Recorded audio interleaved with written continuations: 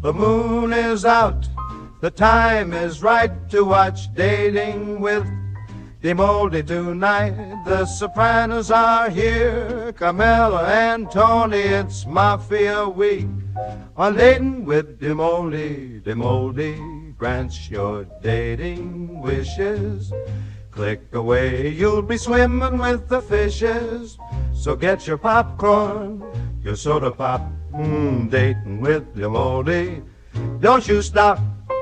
All right, so the final section now, section number 6, which comes to agency. And we'll also kind of wrap things up here, but this is really, I mean, there's a lot to do kind of with the context that we talked about with the mob mentality, the mob family, everything, right? So the word agency within Tony and Carmela's relationship is important because, for two fronts. For Carmela and for Tony, it affects them differently. The idea of agency, freedom to do what you want, the ability to go and just be an independent, free person. Within Tony's line of work, being in the family, unfortunately for him, he's in it for life. He can't leave. Carmela can leave. Tony could leave, but he would have to rat out his friends, which he's never going to do.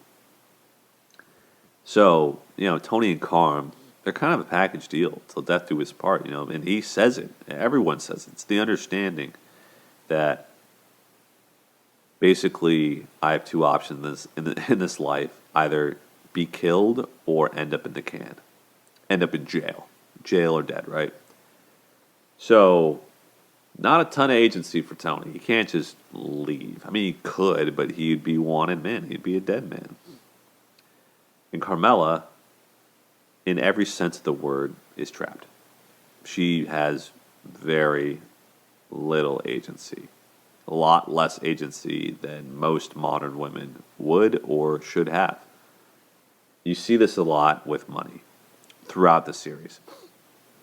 Beginning seasons, shall I say, not necessarily huge. But it becomes more of an issue later because she sees, as I mentioned, the Dead Husbands Club, right? All these single wives having to make it. You see, Bump and Sarah, right? Like where she has to work at the grocery store to make ends meet and gets an allowance from Tony, and that scares Carm. It scares her to half to death where she's like, I don't want to have to be working at a grocery store to support my family.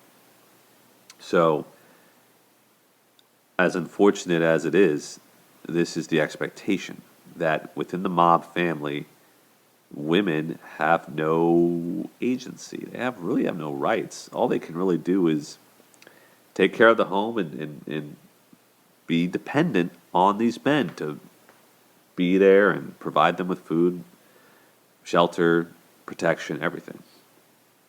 And so Carmela shows her agency in multiple ways throughout, right? Where she might steal money and then she puts it in these accounts, unbeknownst to Tony. And, the classic scene where the guy goes, $999, one more dollar and I have to report you to the IRS. And she goes, I had no idea. But she knows exactly what she's doing. She does that in an attempt to, basically safeguard herself, to give her an out, to give her some agency. And she has to do it by stealing, to go behind Tony's back, right? Because Tony doesn't give her any agency. And he doesn't let her in on anything financial. Oh, where's her money from? How are we going to be taken care of? Oh, don't worry about it. Don't worry about it. Don't worry about it. It's only for me to know, you to find out, right? And that's not a great place to be at if you're a wife. You talk about marriage being a team, marriage being two people who should be equals, right? It's not equal. It's Tony's like, no, this is my thing, and you just got to shut up and just trust me, which is hard for any wife, especially a wife who's noticed that all these women who are wives to all these people in the mafia are getting screwed. They're getting left out on the street, basically. And we see that throughout. Ginny Sack, they lose their house because John's in the can, all that. So Carmela, kind of flexes her muscles, stealing the money. She does that. But then she also does the spec house, right? Like forces Tony's hand to buy the spec house and the land and build that thing and lean on the building inspector, all that. And so you talk about agency, especially within the relationship. You see Carmela use that in her or not gaslighting, in her stonewalling. Carmela's only power, aside from she doesn't go to the feds. She easily could have, but she wasn't going to do that because Tony would have killed her. Was stonewalling him. I'm just, you're going to treat me this way, I'm going to ice you out. That's how I'm going to protest, basically. Because Tony, he can't force her to talk to him. He's not that cruel of a person, right? But she can ice him out. That's how she shows. All right, I don't like what you did to me. And we see this constant theme where she doesn't get what she wants, so she ices him. I'm not saying if it's right or wrong per se if I was in an abusive relationship, but hell, it's just that's what she does, right? I'm kind of surprised, I'm not going to lie, when she says she's going to divorce him, that Tony doesn't kill her. With all due respect, Tony has had no issue killing people in his life. I mean, he kills Christopher. And granted, that was a different situation. It was a lot easier to kill him, but he orders the deaths of plenty of people he loves. I mean, who was to say that Carmela wouldn't turn on Tony when she divorced him and, told the feds, right? I mean, rarely do we see the wives ever turn in their husbands. I'm surprised they don't. I'm surprised that wasn't a thing. Maybe they just weren't privy to any of this stuff. Maybe they were legitimately ignorant. That could be a definite thing. But I'm really shocked that Carmela didn't do that because she easily could have and should have. But we see her agency is limited even when she tries to get a divorce because Tony has infected all of the different divorce lawyers, and also they know that Carmela, even if they worked with her, these lawyers would be dead. That's the type of power that Tony has, is that he can bar you from anything because if you work with Carmela on getting a divorce, he's just going to shoot you anyway. And we see that throughout, that Tony's power is immense. It's crazy. So, the scene where she finds out that lawyer's I have to recuse myself, whatever. I have a busy caseload, blah, blah, blah. She realizes she's screwed. And Meadow is a voice of reason for a lot of this. And was hey, you put yourself in this position, you're beholden to this man. And you didn't go to college. You dropped out to be with him, to be a housewife. That's your fault. Why did you do that? And Carmela kind of admits to it. It was yeah, you're right. I don't have a degree. I don't have anything. And she knows. And that's the issue. That's why a lot of people stay in abusive relationships, is because they don't have any way out. They don't have anything to rest their head on. So, with a lot of women, that's why the 50% thing matters, is because when a woman has kids and agrees to this, verbal, nonverbal contract when they get married of, I'm going to stay at home and forego all my economic freedom, all my financial potential by staying at home and being a married housewife, they're giving up their future in the sense of if 20 years go by, I've never worked, I have no work experience, I have no education, I have no skills, really, they're dependent on these men. And you see that in plenty of times where a wife's, the husband dies, or they get divorced or whatever it is, and they're out on their own and they don't know how to do anything. And it's no slam on anybody. It's unfortunate that people die, but at the same token, like a lot of people, they let their husbands take care of everything, and it's not right. It's not the optimal situation because your husband could die, your husband could lose a job, you could get in a car accident, whatever it might be, and then who's going to take care of you? Who's going to take care of the kids? People need to be self-sufficient, and that's what I think is important and kind of lost in the whole shuffle of the modern day liberal movement is like, I don't want, let me word this right, like women having careers, women having jobs, women taking their economic power back is important, not just for the fact of single women and young women being able to follow their careers and women without kids to do what they want. That's awesome. That's what they should do.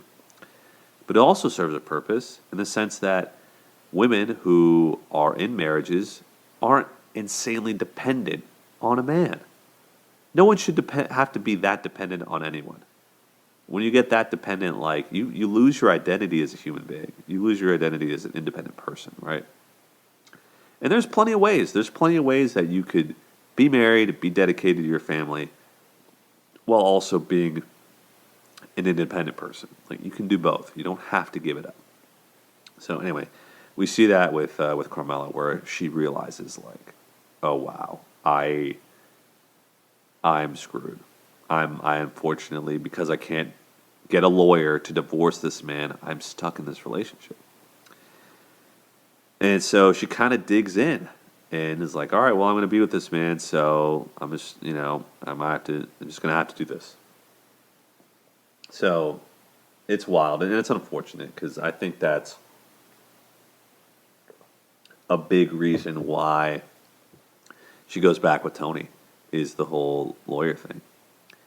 I think also, the fact that he kind of snubs her when they hook up and doesn't do anything about it. It's also the fact that AJ's teacher, calls her a whore, or user, says that she's using him. Like, it's a combination of those things that kept her in the marriage. I think she should have gone to the feds. I think she could have turned him in and been in witness protection and had a happy life with their kids elsewhere. But she chooses to go back with him, and to be honest, it's a hard choice. It's a hard choice a lot of people have to make. It's not easy. It's not simple. It's not one-to-one. You got a family to think about. You got the kids to think about, and a lot of people stay in marriages because it's better for the kids. But in the long run, it's usually not. But I digress. Agency, though, a huge thing in the marriage, and it's caused a lot of problems.